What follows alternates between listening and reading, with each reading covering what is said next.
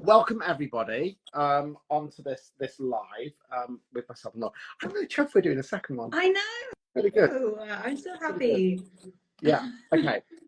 So this is tricky. I'm not going to lie. Okay. I think it's not a tricky subject.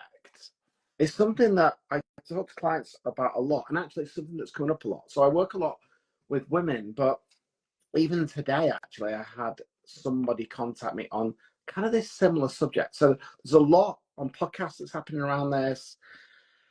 And I was kind of thinking, how do we start this conversation? And so I was thinking about it. ChatGPT was rubbish. So that didn't help me. So I went, I'll go back to my brain. And it was, how can we create safety when it comes to sexual energy? Mm. And I want to start this by a question that I asked one of my clients. So I can say this without going into any confidentiality, right? So he was having performance anxiety. So he was having a lot of pressure put on him, or perceived pressure by his partner who wanted to get pregnant. Okay. And so when it came down to this, it comes down to communication. But we know that the most powerful energy in the world is sexual energy, right? Because our only purpose in being here in our physical form is just to keep the species going. And there's such a lack of safety around this topic and this conversation, both men and women. And I know this is where I'm going to get myself in trouble. I know, ladies, just bear with me. I'm just saying this as it comes out of my mouth. From a media perspective, there's a lot of women are being fearful of men in regards to that physical aspect, I guess that predatory aspect of sexual energy. Mm-hmm. But then on the other flip side of that, I think, it's not even a think, I know men are scared. So good men are scared and good women are scared. And there's a very small narrative that's happening over here. And as we know, sexual energy is the most powerful energy and how to harness it.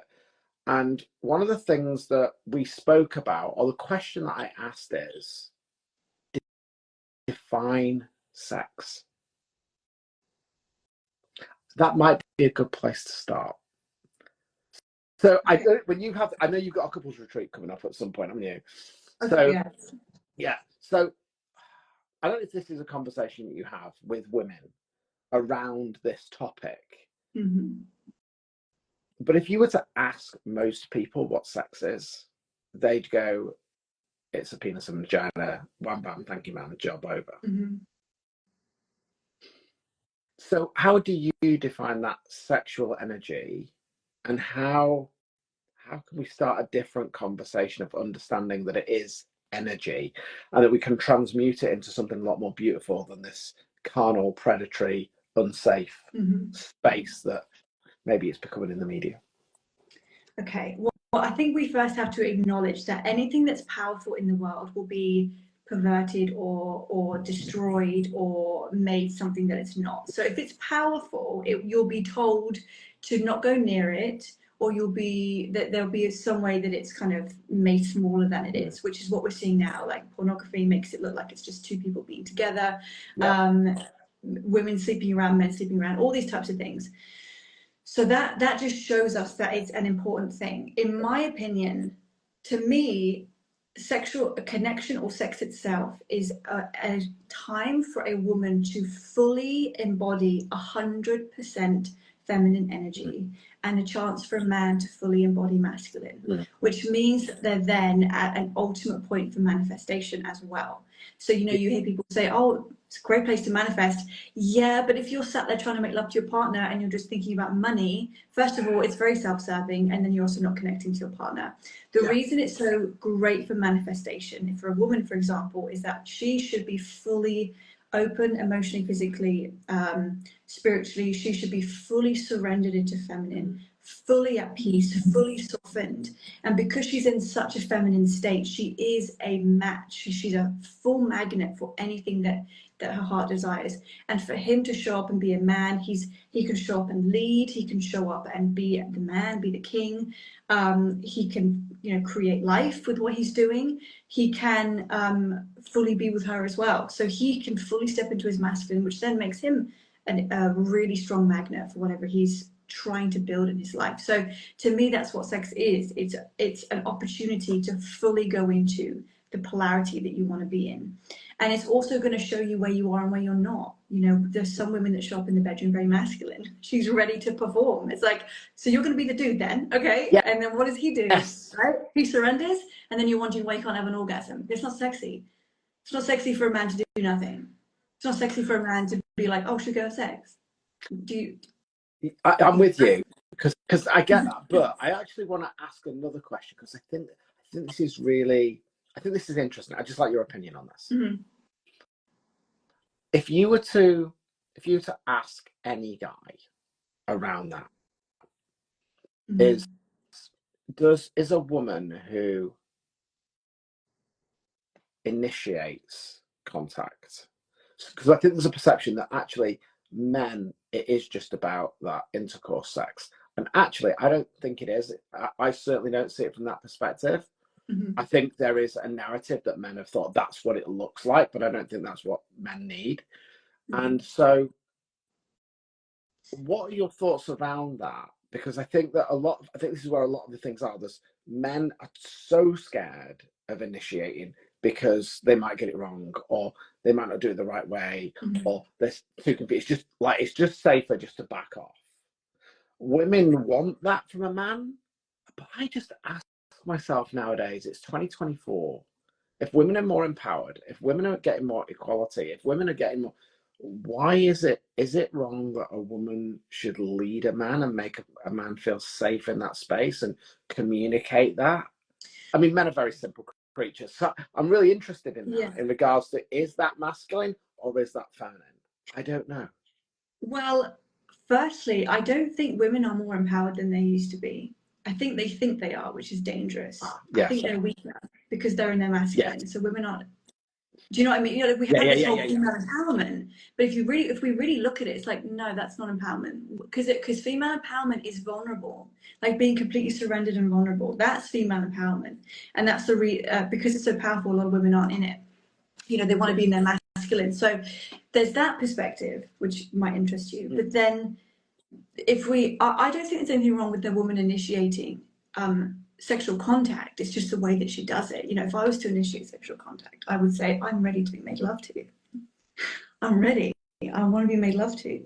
And then, passion can build from things like that. But it's really the woman's role to make sure the man knows that he's going to be wanted. If a man's in a relationship and he's like, oh, Maurice is not going to want me, and Maurice is, then that just tells you that there's been a repetition of the man being rejected when there's sexual energy.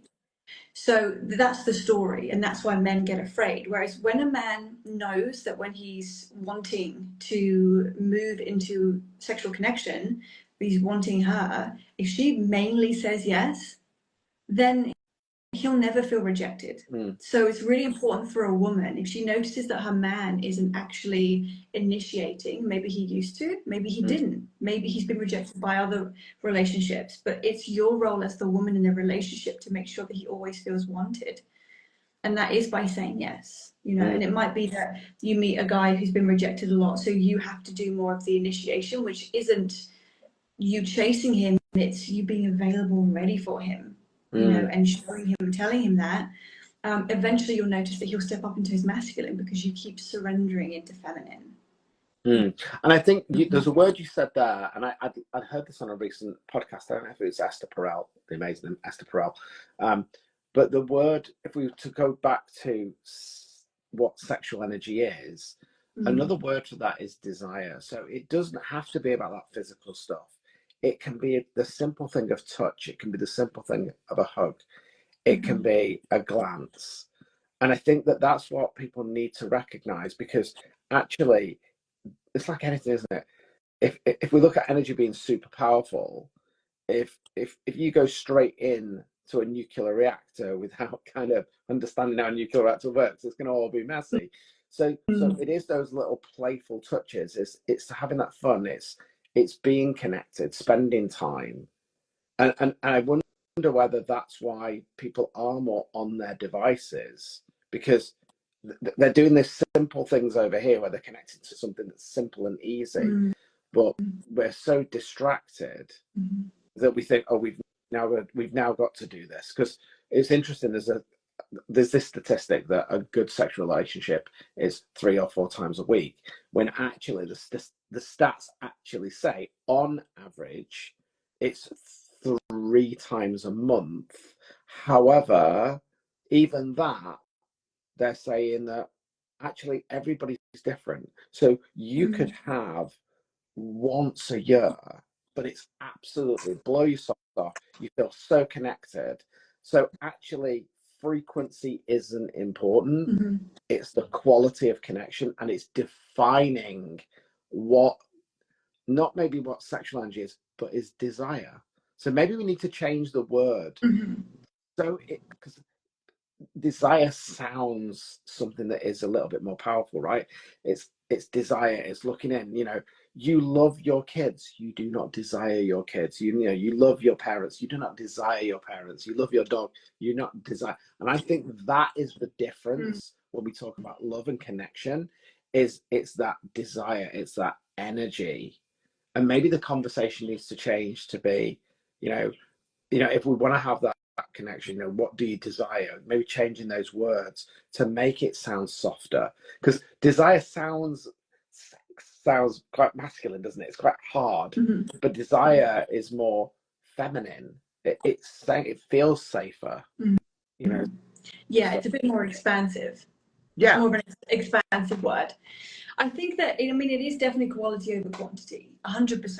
It's going to be quality over quantity. It's going to be, you could have really good sex with your partner and be satisfied for a week. Like, yeah, this is definitely a thing. Completely in tune and connected together and energized. I do think that everyone's different. I do think men can probably have sex every day, mm, or at least maybe every 2 days. Men can do that. Women actually can do the same thing. You get to connect with your partner, you get your sexual needs met, you feel satisfied, you feel close to them, you feel energized. The energy's moving around your body, so you'll have a clear mind, clear thoughts. You'll be more driven, you'll be more satisfied, you'll feel wanted, you'll feel loved, all of these things. So to me, it's like a medicinal thing as well. And I think when women don't want to have sex, it's because she keeps showing up masculine, and it's like a chore. It's like, vacuum the carpet, get dinner ready for the kids, have yes, sex with my husband. And I just think, okay, there's a problem, because if that's how a woman is showing up, of course she's going to get exhausted. She doesn't want to cook dinner every night for her kids because she's tired. She doesn't want to vacuum the carpet every day. She probably doesn't want to have sex every day. But when she's in a place where she can fully receive and be taken by her man every night, she's going to say yes to that. Because if it's her showing up masculine, she has to do something. yes, And then it's like, well, there's just more things I have to do. I've already done all these things today. Now I have to go and do that. Whereas when lovemaking is, I get to be taken tonight. I get to just lay there and be made love to and become fluid with my partner. That's not a chore. yeah, That's like getting a massage every night, or whatever. So I think it's the way we frame it in our mind, but it is definitely quality over quantity, because there are times when you can't do yeah, it. Life happens, things get in the way. But if it's good quality, then that will last you. That's good energy, it will last you. And it will put you in your feminine if you're doing it in the right way. From my experience and in my opinion, men are looking for, and you can tell me this is true or not, men are going to look for the woman that can fully surrender to him. He wants her to be so fluid and surrendered that he can kind of go as deep as he wants. He can kind of go at all these different angles and move her and like just have all of her, because she's completely open to her. Whereas if he has sex with a woman that's closed and she can't do this and she can't do that position and that hurts and this doesn't work and she's got like, it's not, I don't think it's as satisfying for a man. I could be wrong because I'm not a man, so you'll have to I would agree, but I think I think what it on both sides. I think it comes down to communication. I think this is the thing. I think most people, and I think this might be a good opportunity for people if anybody's struggling with this, if they're watching. A good excuse would be, hey, I was watching this live on Instagram and they were talking about kind of sex and partnerships, and I recognized that we never actually even mentioned what sex means to you, what sex means to me, how would you define it? And I think that that's got to be the starting point, where it's not kind of let's do it and what do you want and let's look at the mechanics. It's what does that mean to you?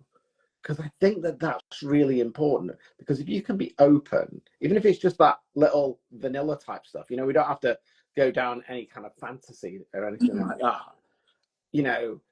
I think that men have become so emasculated that it's kind of role reversed in a way, that the woman has become in the masculine energy and the men are becoming in the female energy, and it's so messed up. So that's the reason probably why they can't communicate, because if a man's communicating his sexual desires, she needs to feel safe so she can open. And equally, the other way around, he needs to feel safe that she can express herself in a way that makes him feel safe. So it really comes down to, for me, communication and safety. So you are a woman. I don't know why I'm saying you're a woman. That sounds ridiculous. You're a woman. But if you were kind of speaking to women who are having that problem, or maybe they're too much in their masculine, or they don't know how to have that conversation, what advice would you be giving to women to allow men to feel safe? So are you asking how does a woman make her partner feel safe? Are we talking about with the sex or in the relationship? I think both. I think the communication piece has got to be there. But if let's imagine you've got a guy who desires his partner. He wants to have that connection. I'm not just going to call it sex. Wants to have that connection, that intimacy, because men show by doing. It's as simple as that. Most men show by doing. However, like you say, she's too tired, she's this, she's that, she's the other, and she's probably got those desires, but like it isn't right, the mood isn't right, and she's thinking of all of these things, and she's doing her business, and she's doing all the rest of it, and she's not doing herself any favors because she's not allowing herself to relax or anything like that.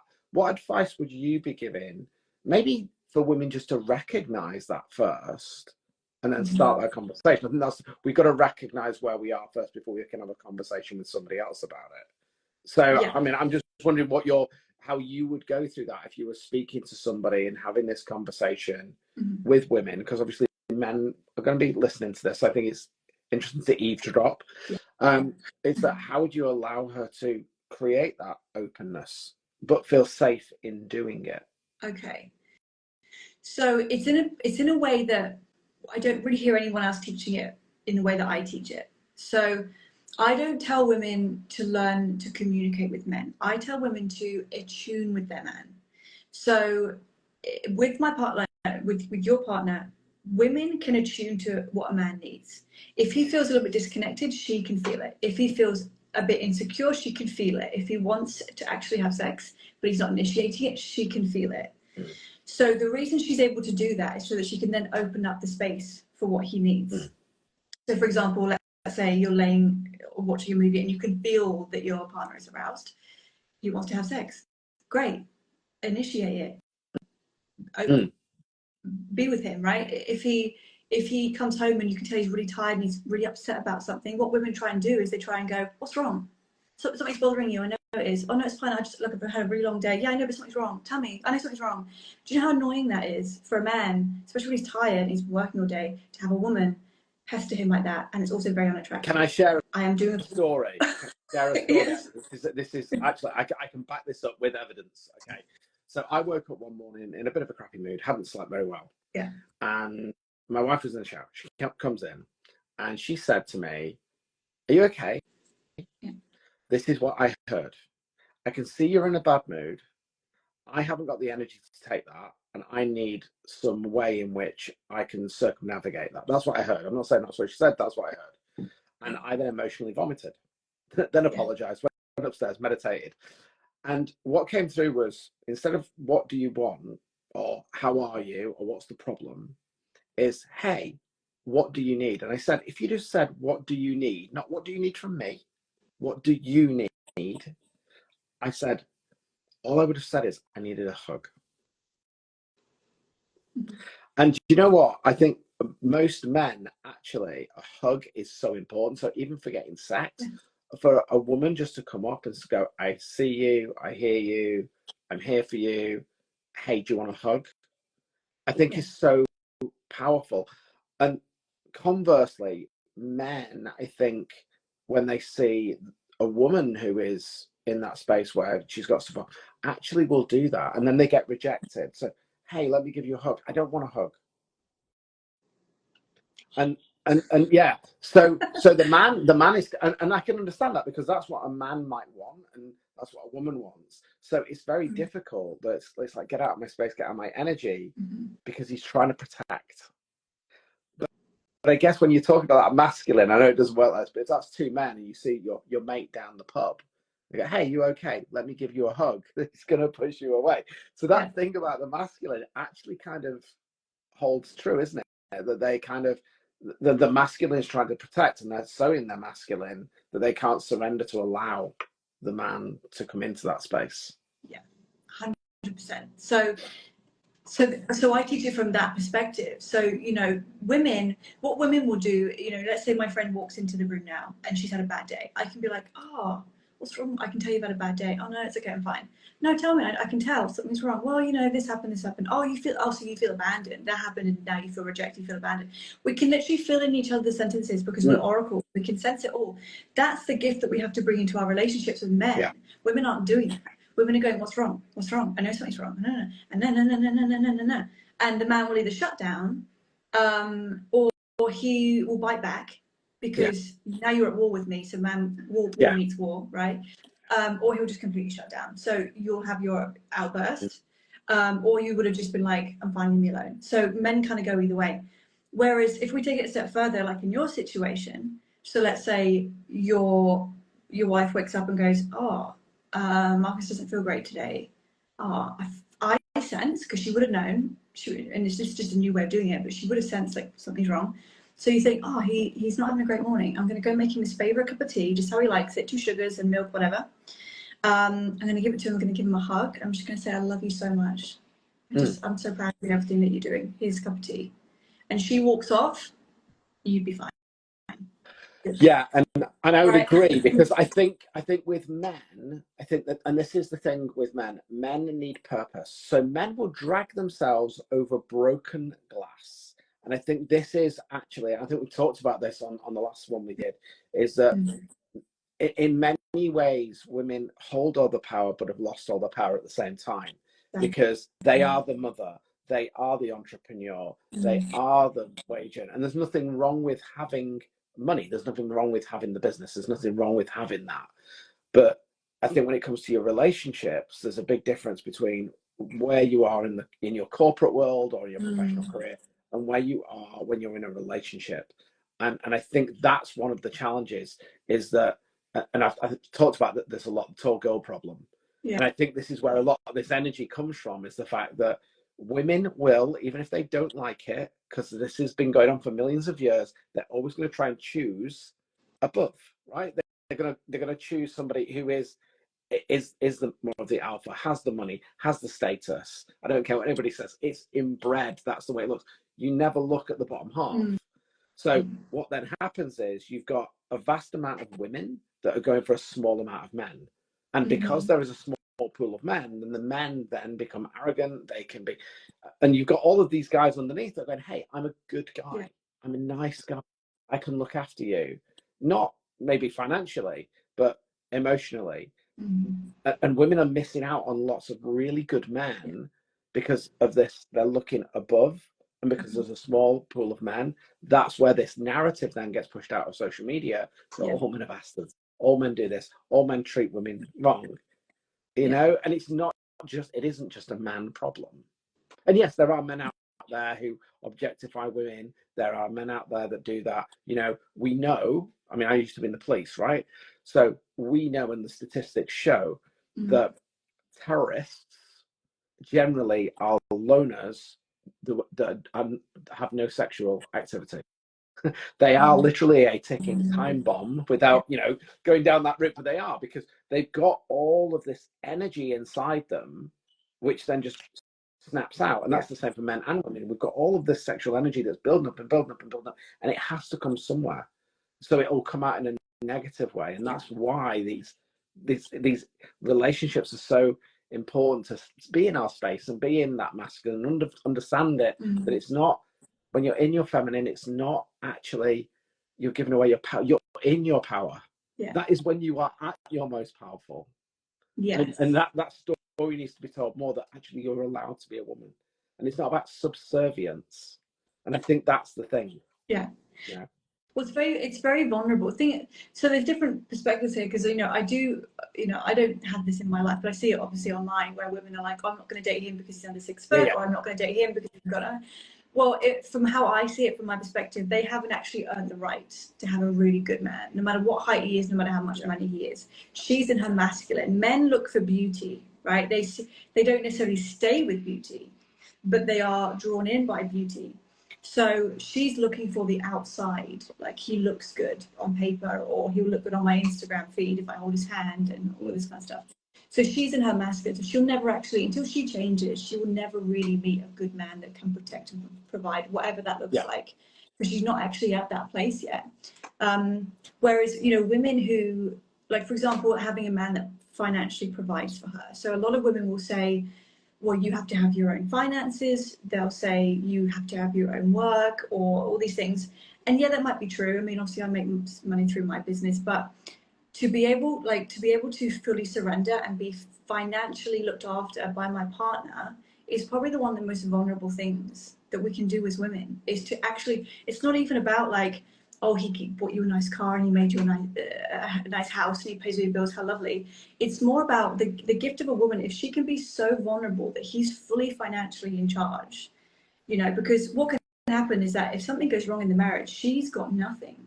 If you look at it from that perspective financially, if she's got no job, no income, and he's in control, I'll say the word control in a good way, of all of that, she's kind of stuck with him if something goes wrong. So it's a big ask. Women look at it the wrong way around. They want a providing man just so that she can have nice things and that she doesn't have to worry. But really, from the feminist perspective, it's very brave and it's very feminine and very honorable to have a man that fully provides for you and provides financially, because you are literally putting your whole life in that man's hands. You're trusting him completely. You're trusting him to run the finances properly. You're trusting him to invest in the finances properly. You're trusting him to, to build the next home, or to build this home, or buy the home, or whatever. So you're fully surrendering your life, your whole life, to one man. That's really vulnerable. So women will look for a man that will provide so she can have a nice life. And maybe she'll find it, but she won't be that happy. A woman who is just willing to be so vulnerable that he's actually like the leader of the life, that is actually what softens you into feminine. And when you bring those energies into the bedroom, you've got a man that feels that he's allowed to fully lead the life and in the bedroom. You've got a man that fully wants to provide, and it's not going to be 100%. In life happens. As women, we have to have the strength. If your partner loses his job, you have to be able to step up. You know what I mean? Like, I could fully financially provide. If something went wrong, my partner couldn't work for the next year, and if he didn't have any savings, I could work, and I could. My whole family would survive because of me. I could fully do that. I'm fully capable of doing that. And we have to be like, that's our masculine energy. We've got to be able to be capable, because things happen. Accidents happen, people get fired, like, just life happens. So women have to be able to do that. But when you have a man fully in his masculine role and a woman fully in her feminine, being vulnerable and open, and him taking charge, bring that into the bedroom and you're going to have great sex. Even if it's for 5 minutes, it's still going to be fantastic. Obviously, we want it. It takes a woman 45 minutes to get to where she wants to get to, usually. But you will have better quality sex if you're letting him lead. A lot of the time, men want to lead, but women don't let them. Or they reject them. And fully trying to lead. Right? And I think that's the reason why a lot of men aren't actually bothering now, because it's just not worth it. So they're transmuting that energy that they would give to somebody else into other things, good and bad, because they believe that if I have the money, if I have the wealth, I have this, I have to put up here. But that's not true. That's not true. I mean, we could talk about this forever, but if you were to give a top tip to to women, any women that are here, Yeah. that how they can make their man or men feel safe without maybe surrendering. Because when we say surrender, it sounds like a weakness that I'm surrendering. It's not. How they can be in their power and be in their strength and surrender and allow the good leaders. I'm just thinking this from a business perspective. Good leaders create more leaders. And there's that phrase, behind every good man, there's a good woman. Now, I know that's an old phrase, but it's actually true, because when the power dynamic is correct, actually, that they are whole. They're two wholes that come together, and they fulfill their roles to support each other.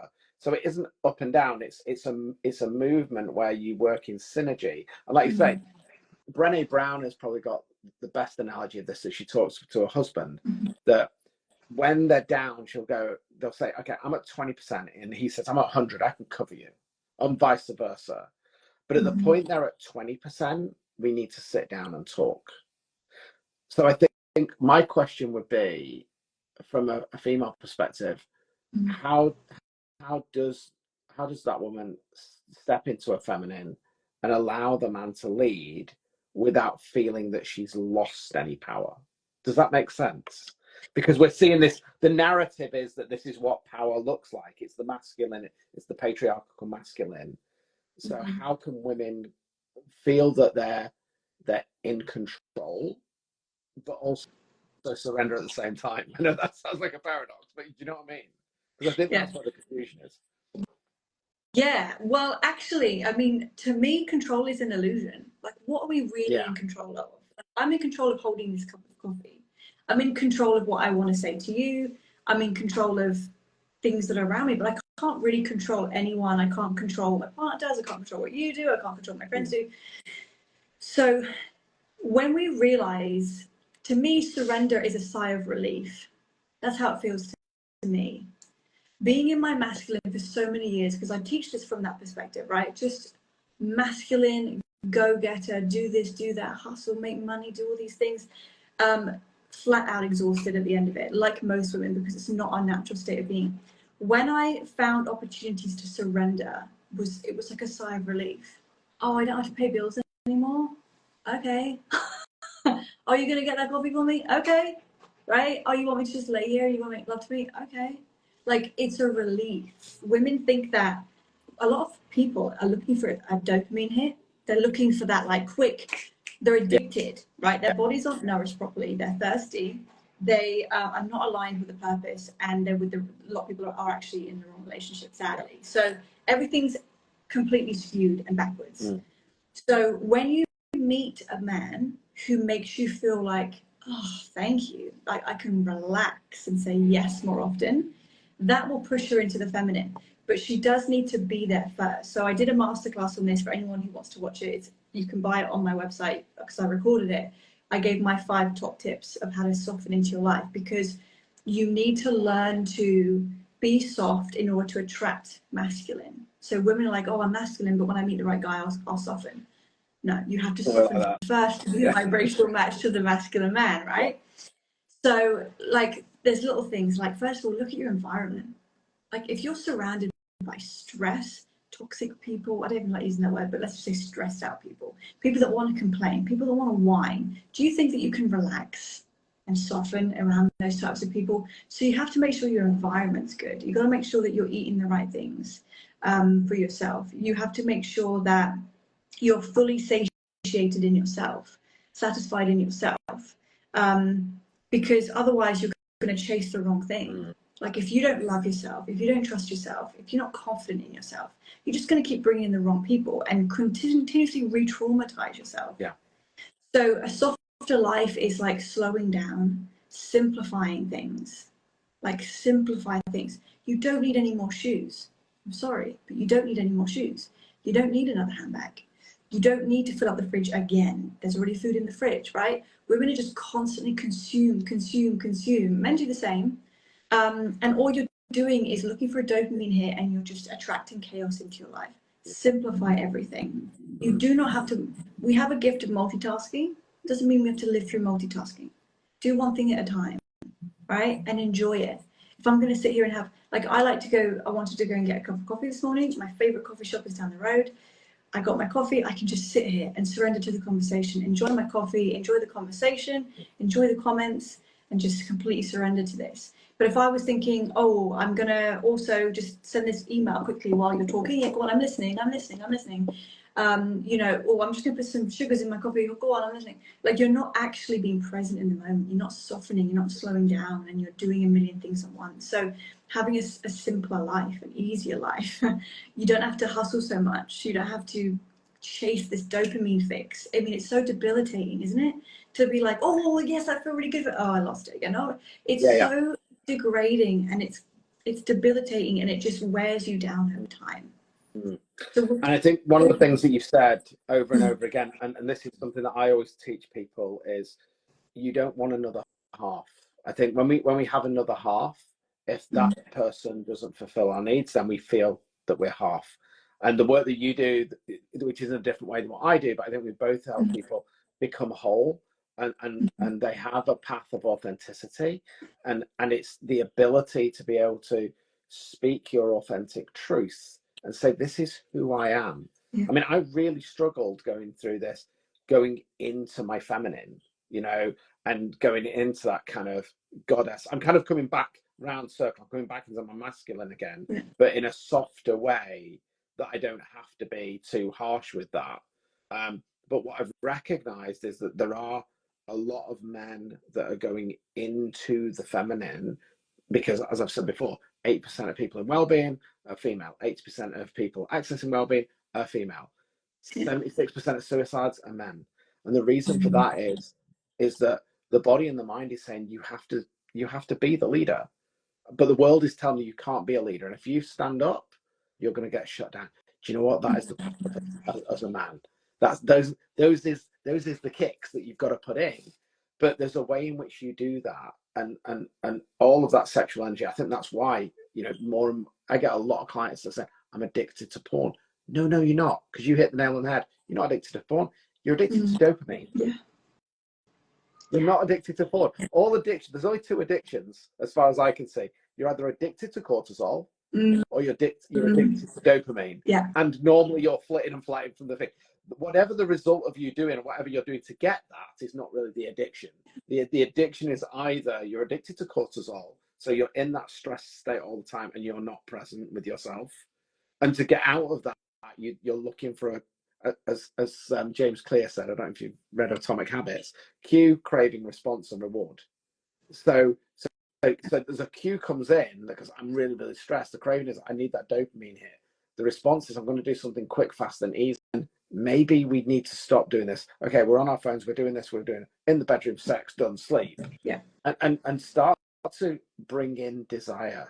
You know, I have a great, I don't know if you, I'm sure you do this, but have you ever done the technique? And I absolutely would recommend this to anybody. Is you sit together in silence, hold each other's hands, and stare right into each other's eyes for about 30 seconds. Yeah. And then after that, you take turns in telling the other person what you see, and you listen to that higher power. So it might be, I see that you're in pain. I see your beauty, whatever it is that comes up, right? And every time I've done it when I've been at conferences, I've done it all, and every time I do it, it always cries into release, but it's a massive connection. That's desire. That's when you're doing that with your partner, that's sex. Hugs, sex. Touch is sex, because sex is desire. And it's and I think we need to get back to saying, how do I desire my partner more?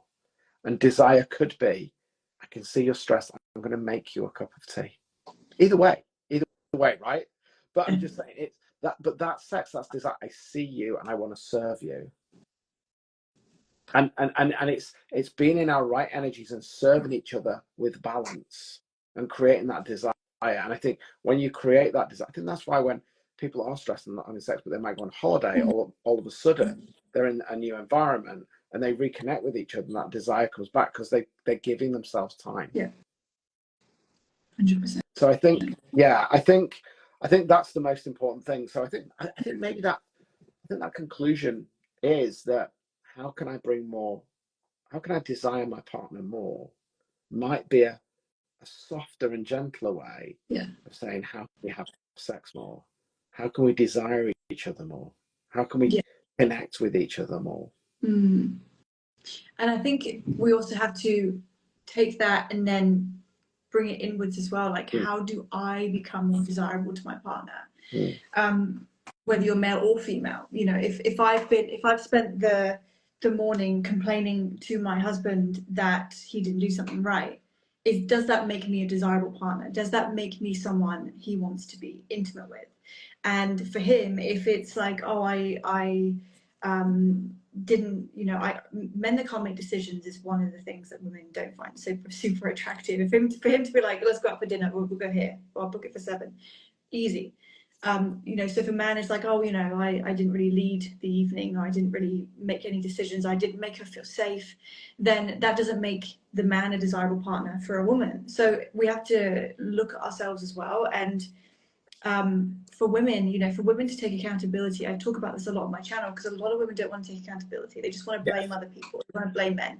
And women, if I say to women, if you want to grow, like you really want to be a good wife, or you want to grow, learn to say sorry. It's a very big superpower. And trust me, the response of men when you say, I'm really sorry about that, I shouldn't have done that, and I'll try not to do that again, the response that you get from a man is usually shock, because they're so not used to women apologizing. I would agree 100%. Every man I go, I've never said it to a man, they've gone, no, they always say, wow, thank you.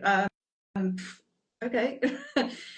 They're really shocked, because women are really, a lot of women are not very good at that. So, you know, looking at yourself and going, how do I make myself a desirable spouse? And for women, you know, for both men and women, it's physical as well. But for women, you know, our beauty is our gift as well. Our beauty is our superpower, you know, and we have to be realistic. You know, do I feel attractive in my own body? Do I feel attractive in what I'm wearing? If I wake up and don't make any effort with my appearance, just throw on a pair of sweatpants and go outside, do I really feel attractive? Do I feel like my partner will desire me? Because men do look for beauty. And one of the great things about being with a man that you love and respect is that you actually want to become the best version of yourself. Like, a woman is the representation of the man, and she's the representation of the relationship.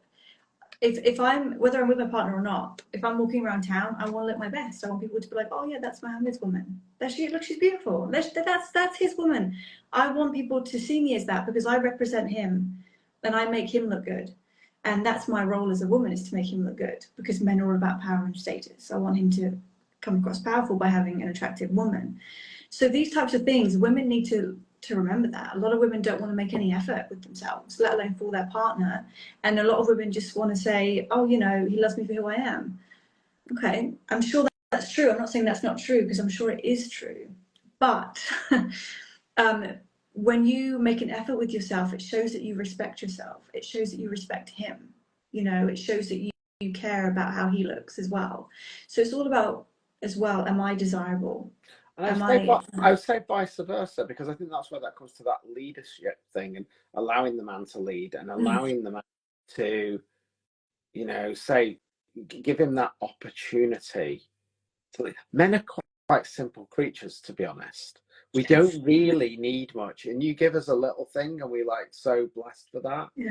And I just think that this, I would hope from this conversation that more men and women who are following. So thank you, everybody. I love your comments. Put some comments in what you think about this.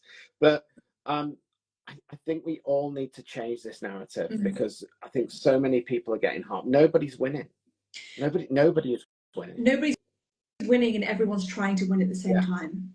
There's something very, I mean, I stepped out of, I used to be very in the spiritual communities, you know, I used to really dabble a lot in that. My teachings were in that, and I stepped away because it was so self-serving. And everyone's trying to be the goddess and the king and queen of their life. How about just being a human? How about just being a good woman? How about being a good wife? How about being a good man? And it just kind of repelled me in the end. I was like, this is everyone trying to bypass the fact that they're here having a human experience, and they're here to be human. It's complete bypassing. It's like, when I mean, look, take this as you want, but I recently I changed my diet. I switched to the carnivore diet about over a month ago. And for the first time in my life, my body is completely I'm laughing because I've kind of done the same thing. Have you? Yeah. That's really funny. It's very, like, because I realized probably the same as you did. Like everything we're eating is not real food. You know, my body doesn't want. My body's not craving for red. My body's not craving. You know, it's just eating the proper human diet, which is meat, basically. So I switched to that. And when I switched to that, and if you do this, you'll probably get the same thing. Suddenly I was like, I'm so satisfied and so satiated. I need nothing. I need nothing. I'm not into self-service. I'm not going to sit and try and manifest $100 million. I'm not going to try and manifest this, that, and the other. I'm so satisfied with my life as it is. And it gives you, it really humbles you. It's a very simple life. You eat the same foods a lot, but you're fully satisfied.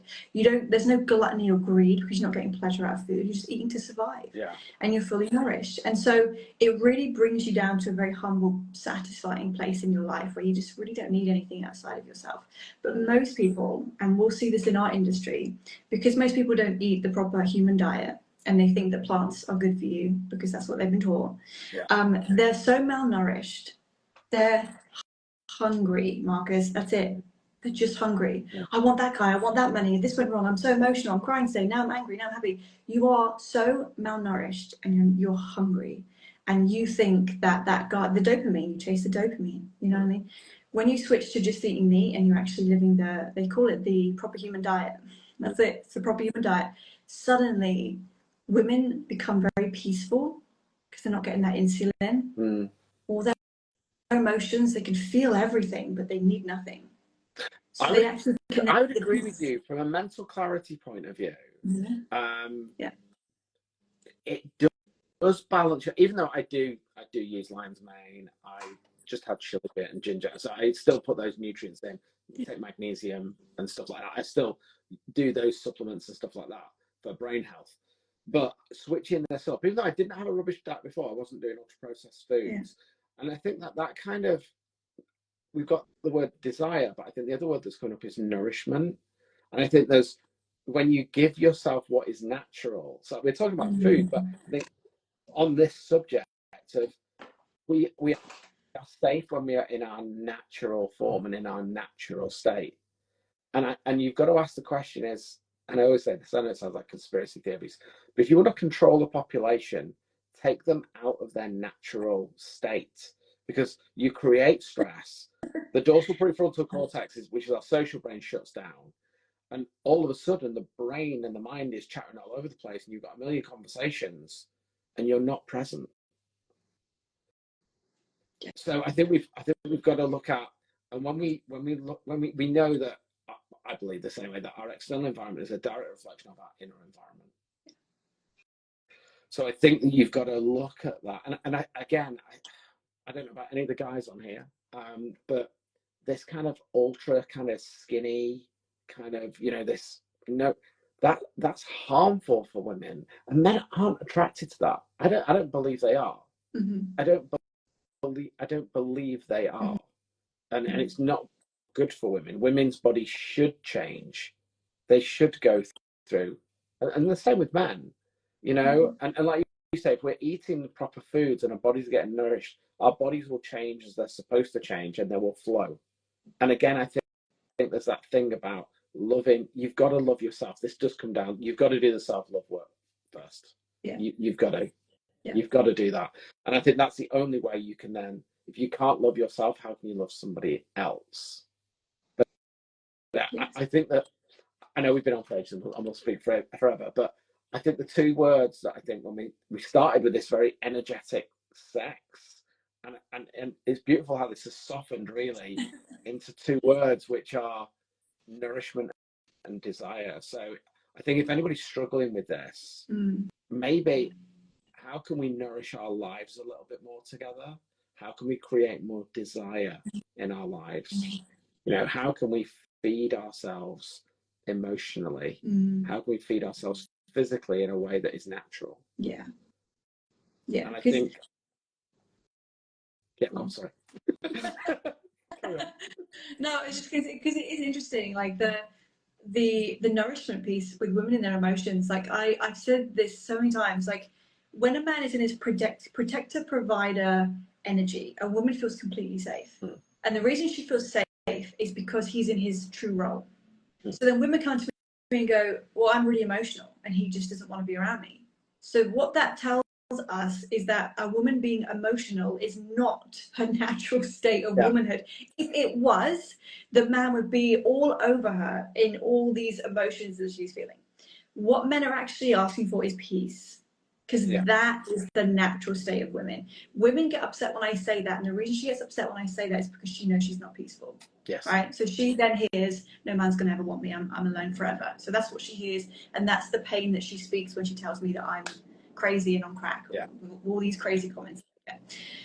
So when a woman is nourished and she's eating the right foods, she's peaceful.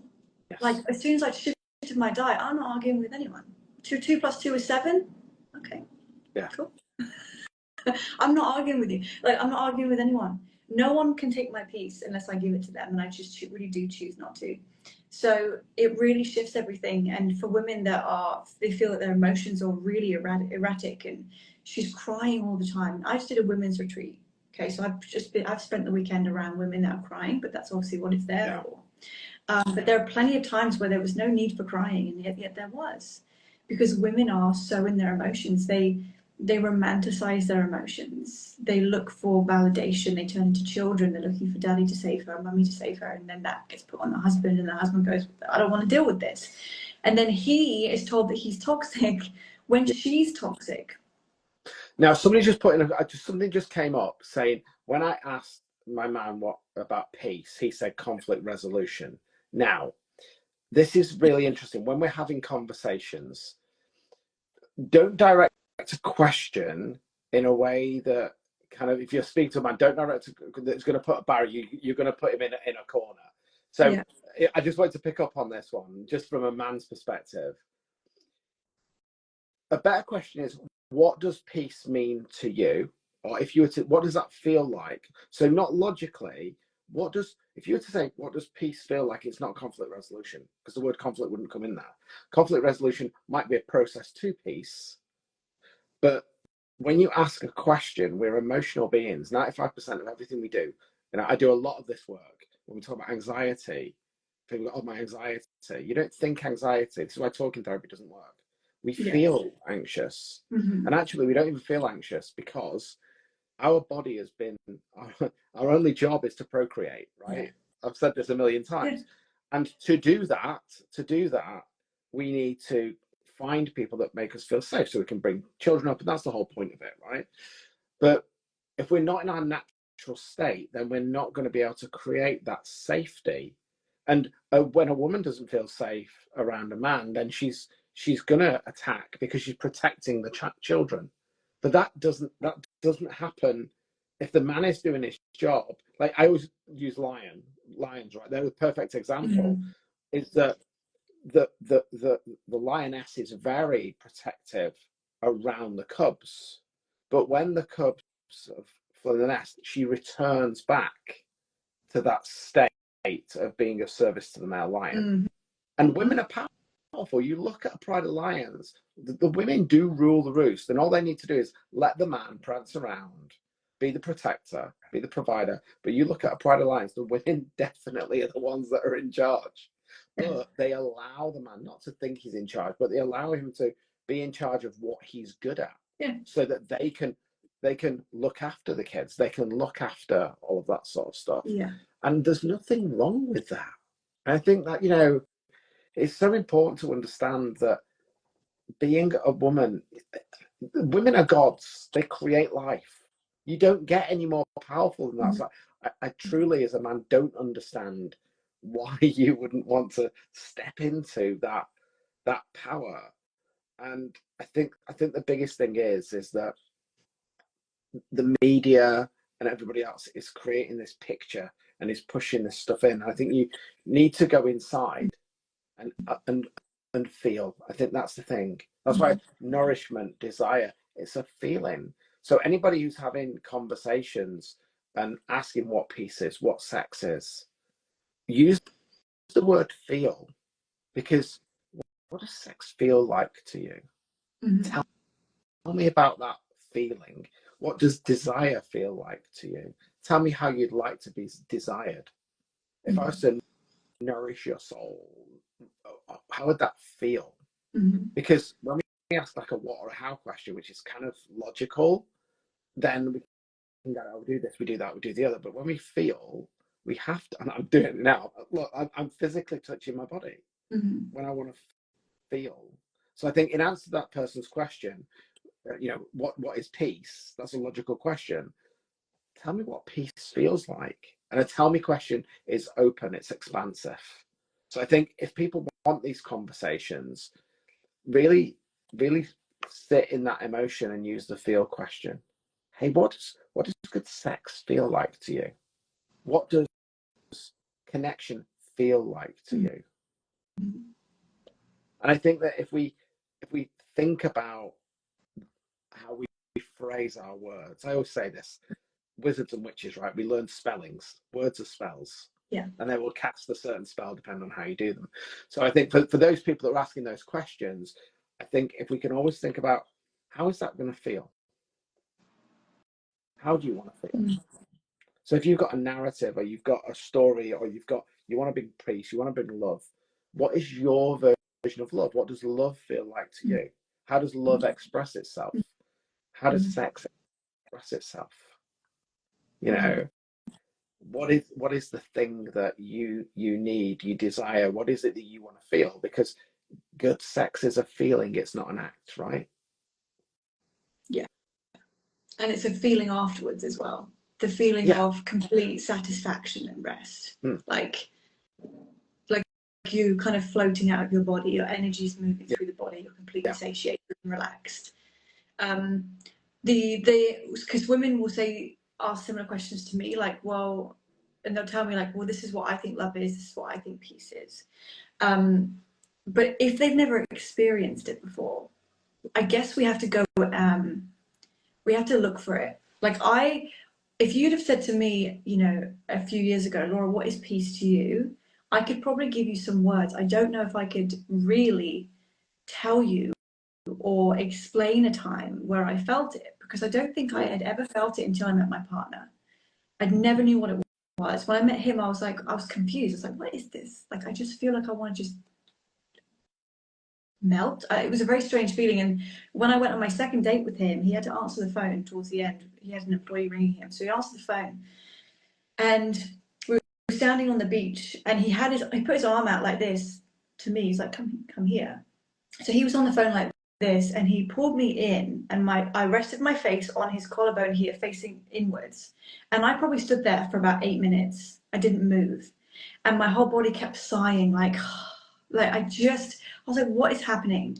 And what I realized as I got to know him was that my nervous system was completely resetting, and I was going into peace. And then when I wasn't with him, I'd noticed like, I feel really a bit stressed, a bit chaotic. And then I would just think of him and my whole body would soften. And then obviously the longer I've been with him, now my life is just very peaceful. But I wouldn't be able to tell you what peace was until I met him. He's so masculine, not with what he does, not with what he says, but just the fact that he exists. Yeah. I feel safe. Yeah. So that's that masculine container that men can actually get to, if they want to. Yeah, and I think we've got an hour already. We're going to have to wrap this up. But one of the things that I do want to ask, and I already know the answer, right? Okay. All of this stuff, I think I know the answer anyway. I'm projecting this on myself, right? But for you to go through that journey to help other people, I'm going to make a massive assumption that you had to get that help from other people. You had to surrender to getting the help, to have the conversations. And I've seen a few things that have come up saying, I need this, she's not doing this, she's not talking to about that. You can't put the burden on the other person. You have to go and do the work yourself.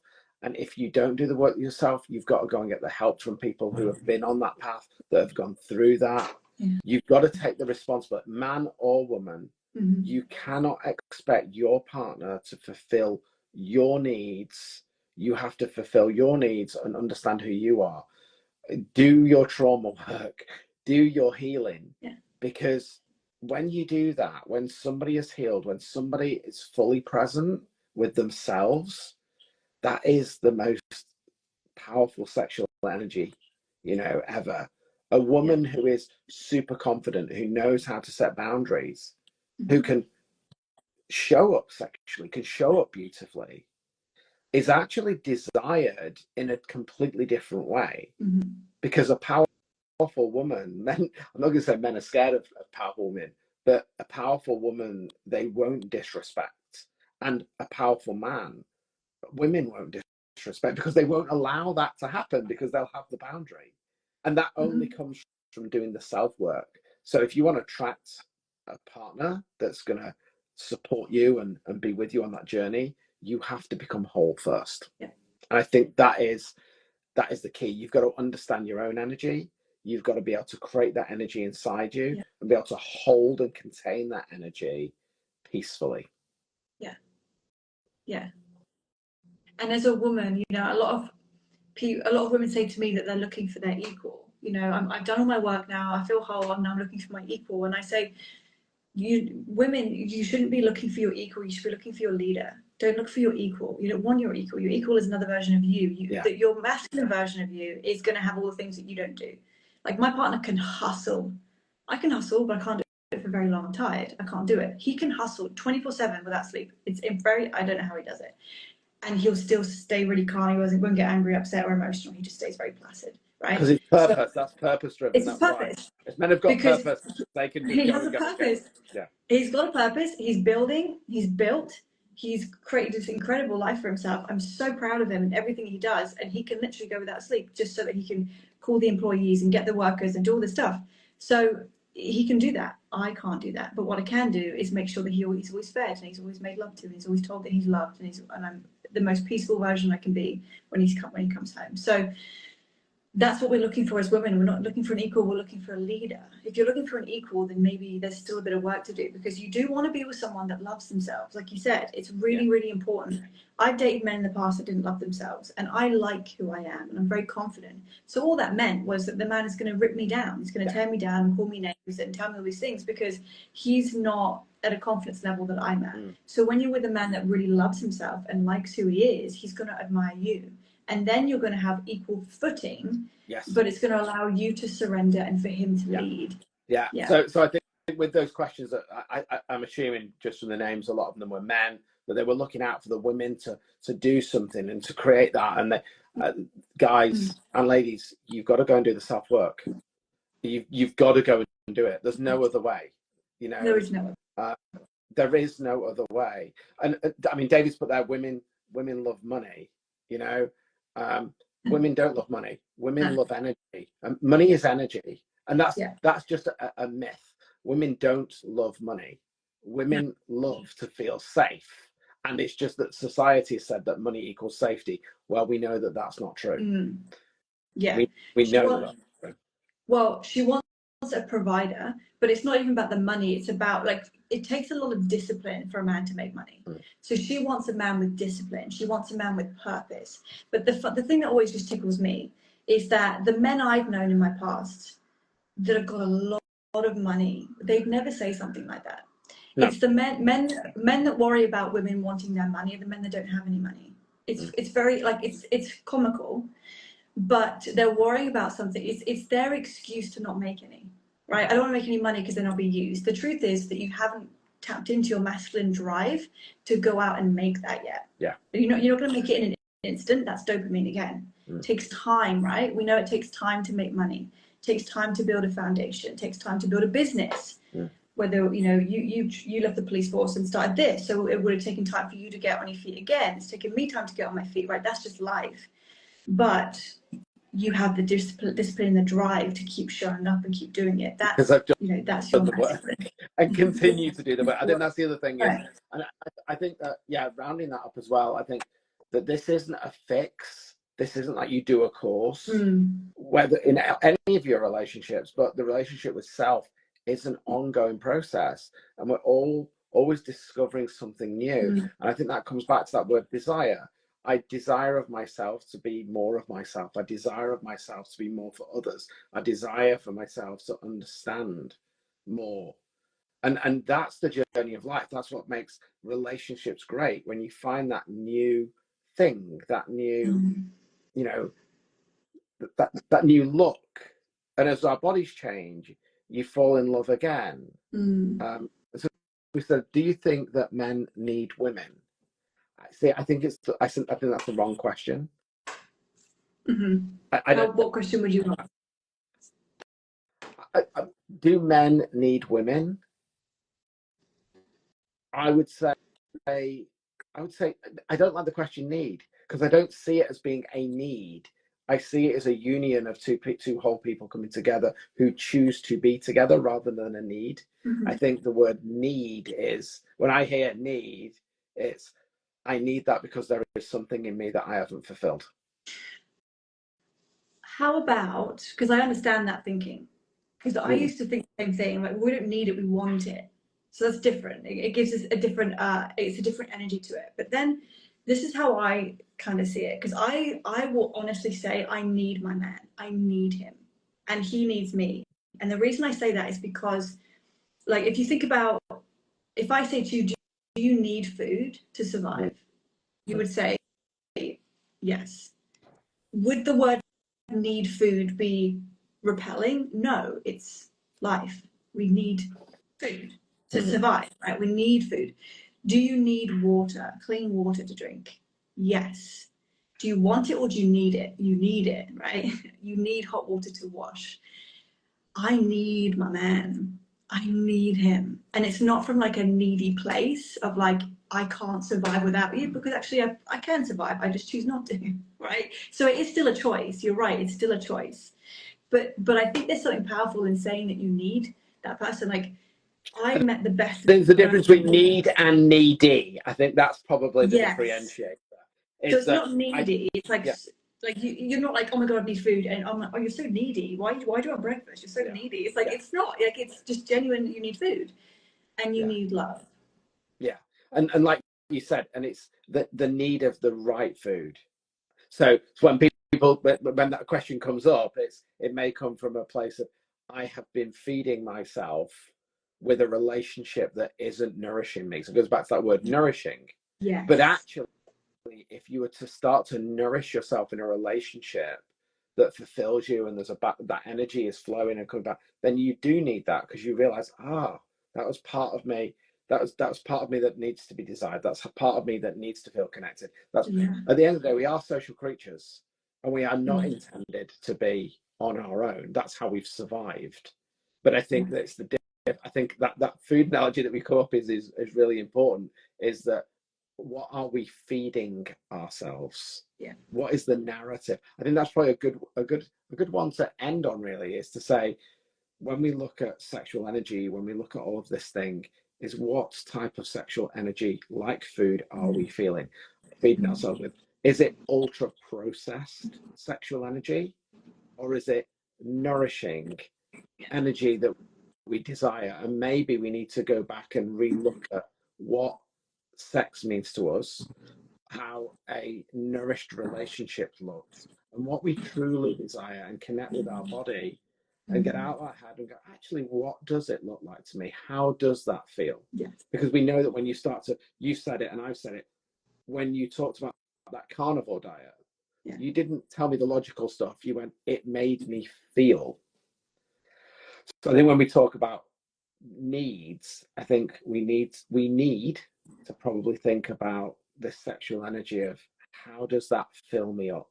So when I think of sexual energy coming into my body, is that nourishing me, or is it just giving me a dopamine hit? And I would probably say to people, what would it look like? What would it feel like if I was more nourished to think about sexuality? That's it. That's it. I think we end it there. I like that. That's it. It's perfect. Awesome. That's Thank perfect. you. Do you want to plug your retreat now? I know it's not on sale yet, but I'm just thinking, because I saw it on your website, and I noticed it was a man and woman thing. So I was like, oh my god, that seems. What is it about? What is it you're going to be doing? It's not a retreat yet. It will be. It's not a retreat yet. So I'm making a couples course. So I'm in the middle. I'm actually filming it today. How to be the wife, the woman, how to attract a man, how to keep a man. And I'm also doing one for men as well. So couples can use this if they want to, how to be a good husband, how to, you know, the duties of a husband, the duties of a wife, things like that. So that's what it's going to be. It's going to be available probably within the next week or two. Okay. So if people go to my website, they can put in their email and I can email them when it goes up, when it launches, because it will probably be my most popular course. Yeah, So and far. I think it's so needed. And I think anybody who's watching this, just share this and just put some comments in. Just tell us, was this something? Did you get some diamonds? Did you get some gold? Yeah. Were there some different perspectives that maybe we came up? I think for both of us as people that are trying to create content and help people, you know, anything you can tell us that you're stuck with, that we can try and serve. You know, I didn't think we'd be doing a second one, but I loved doing the first one. So I'm so glad when I messaged you and, hey, I've had this thing, this is coming up. How do you fancy doing this? Yeah. And it's been amazing. And thank you, because I really didn't know how the conversation was going to go, but I feel quite good around those words, desire and nourish, especially nourish. Nourish. It just nourish is important. Is it nourishing you or depleting you? Yeah. And I think if we think of that in the same way of our food, then yeah, we could go down a whole different thing about eating stuff, but we won't go there because that would just. Or maybe we'll come back in a few months with a carnivore chat. I'm actually going on. Do you know Dr. Chafee, Anthony Chafee? No. He's one of the biggest teachers with the carnivore diet. Okay. He's a surgeon. I'm actually going on his podcast in a couple of months' time to have a conversation. Okay. So there's been quite a few of the popular carnivore people wanting to talk to me about it, which is, I mean, I want to talk about it from a, you know, if you want to be the most feminine version of yourself, go on a carnivore diet. Yeah. You'll soften, you'll surrender, you'll be nourished. But mental health stuff, you know, meditation, breath work, we do all these things because we're malnourished. Yes. The religions that are looking for enlightenment, they don't eat meat. So they're looking for something else. They're hungry. They're not nourished. They're looking for something that's outside of them. For something, and then as soon as everything you need is inside of you. Exactly. Yeah.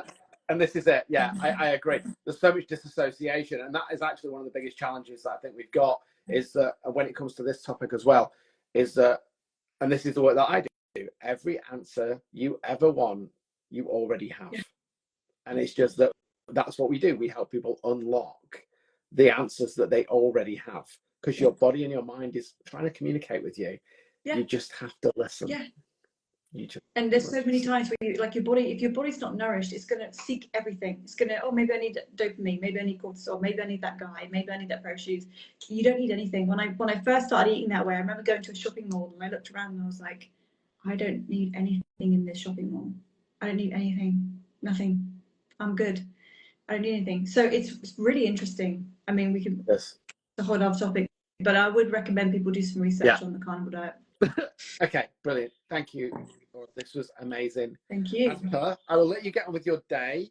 I hope your course will go well. Let me know when you're launching that. I'll respread that over my socials as well, so people know about that, because I think it's much needed. And I'm sure that a retreat will come off the back of that, and all the rest of it, because I think that women are doing this over here. I think there is a time when men and women need to come together and really start to understand each other and do that in a safe place. So I hope that everybody's enjoyed this. Please leave a comment, please share.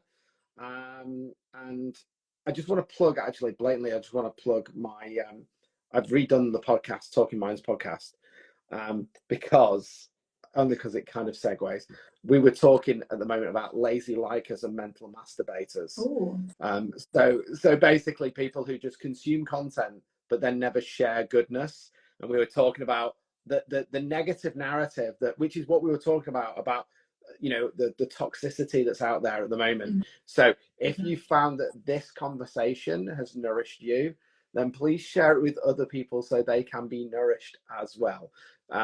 Because we're both here to try and serve people and open people's hearts and minds up to maybe a different way of thinking and feeling, so we can make the world a better place. So with that, thank you very much. Thank you very much for having me. It's now tomorrow, so I'm going to go to bed. Please sleep well and nourish yourself, and we'll do this again, I'm sure. Awesome. All right, thank you. All right, thank you. Bye.